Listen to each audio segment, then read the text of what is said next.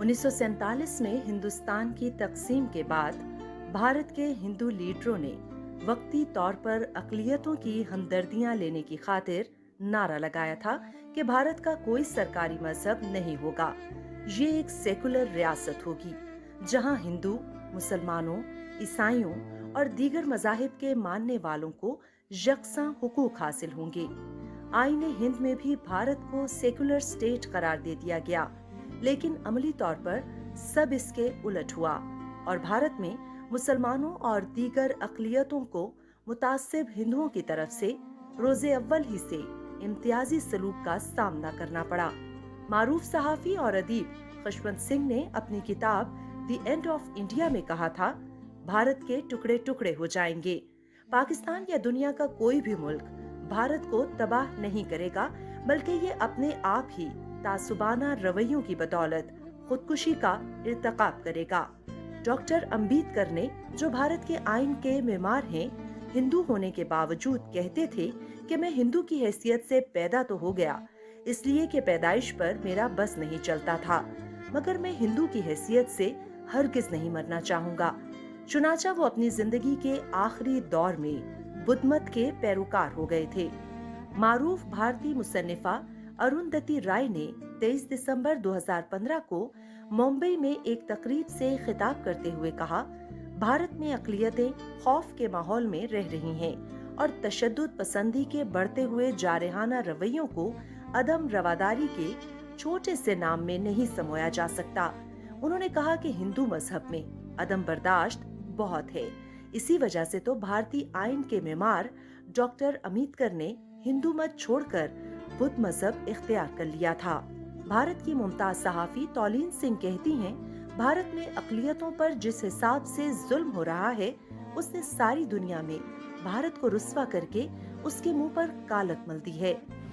बगल में छुरी दबाकर मुंह से राम राम करने वालों ने मुस्लिम, ईसाई और सिख मजहब के हुकूक आईनी सतह पर तस्लीम करने के बावजूद रोजे अजल से अपने ही बनाए गए आइन से इनहराफ किया और कल्बी और ज़हनी तौर पर न सिर्फ इन मज़ाहिब को तस्लीम नहीं किया, बल्कि इनके मानने वालों के लिए अरसा हयात तंग कर दिया गया।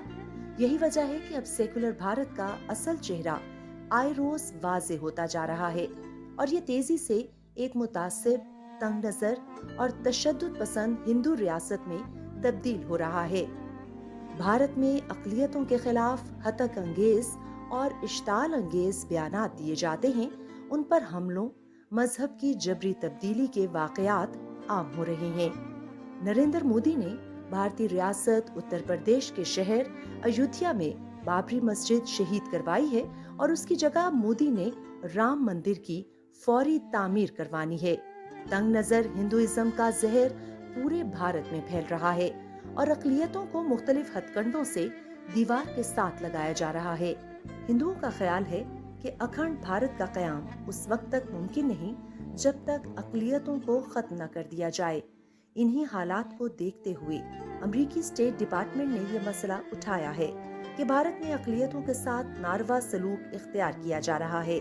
यूं तो गुज़िश्ता 70 सालों से भारत में अक़लियतों का इस्तेहसाल किया जा रहा है, ताहम जब से नरेंद्र मोदी ने ज़माम इक़्तिदार संभाली, अक़लियतों का मुस्तक़बिल मज़ीद दाव पर लगा दिया गया और उन पर सरज़मीन हिंद तंग कर दी गई। इन तमाम मज़ाहिब के खिलाफ हिंदुओं की मुतासिबाना कार्रवाइयों और नफरत आमेज रवैयों में खौफनाक हद तक इजाफा हुआ है।